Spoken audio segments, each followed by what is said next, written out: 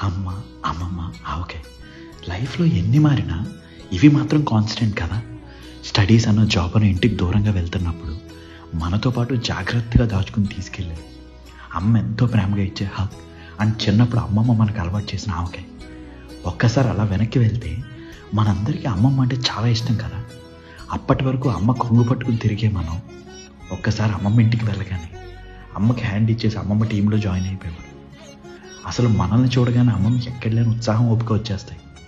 పిండి వంటల నుంచి మొదలెట్టి అమ్మమ్మ మన కోసం చేసే ఆవకాయ, తాతయ్య తెచ్చిన మామిడి పళ్ళు అన్నింటినీ జాగ్రత్తగా ముక్కలు చేయడం స్టార్ట్ చేసేవాళ్ళు. ఆ వంటగదిలో పనున్నా లేకపోయినా వాళ్ళ పక్కనే కూర్చుని ఆ మామిడికాయ ముక్కలు సైడ్ నుంచి తినేస్తూ ఉండేవాళ్ళు.